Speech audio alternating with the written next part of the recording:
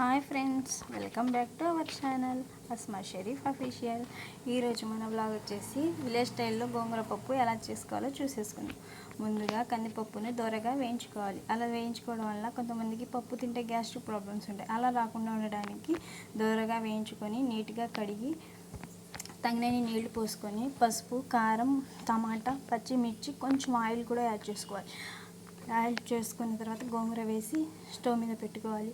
Oil ఎందుకు add చేసామంటే whistles వచ్చినప్పుడు నీళ్లు బయటకు వస్తాయి కదా, అలా రాకుండా ఉండడానికి ఆయిల్ కూడా కొంచెం యాడ్ చేసుకోవాలి. ఆవిరిపోయిన తర్వాత దించుకోవాలి. దించుకున్న తర్వాత కొంచెం ఉప్పు వేసి మెత్తగా గ్రైండ్ చేసుకోవాలి. గ్రైండ్ చేసుకున్న తర్వాత ఒక గిన్నెలో ఆయిల్ వేసి హీట్ అయిన తర్వాత తాలింపు వేసుకోవాలి. ఫస్ట్గా ఆనియన్ ముక్కల్ని దూరగా వేయించుకోవాలి. కొంచెం వెల్లుల్లి రెబ్బలను కూడా దంచుకొని వేసుకుంటే బాగుంటుంది, స్మెల్ బాగుంటుందని వేసుకుంటారు.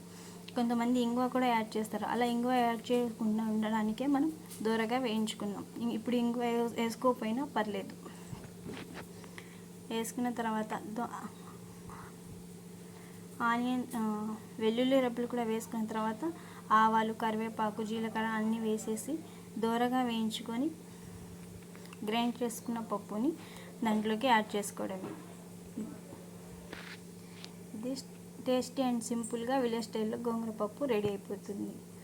Please do watch our channel Asma Sharif official. కొత్తగా మన ఛానల్ని ఎవరైనా చూస్తుంటే మన ఛానల్ని తొందరగా లైక్ చేసి, షేర్ చేసి, సబ్స్క్రైబ్ చేసుకోండి. కొత్తగా మేము ఛానల్ స్టార్ట్ చేసాం కాబట్టి ఫ్రెండ్స్, మీ సజెషన్స్ మాకు చాలా ఇంపార్టెంట్. మీకు తోచిన సజెషన్స్ మాకు ఇవ్వండి. మేమేమైనా మార్చుకోవాలంటే అవి మార్చుకొని మీ ముందుకు కొత్త కొత్త వ్లాగ్స్ మీ ముందుకు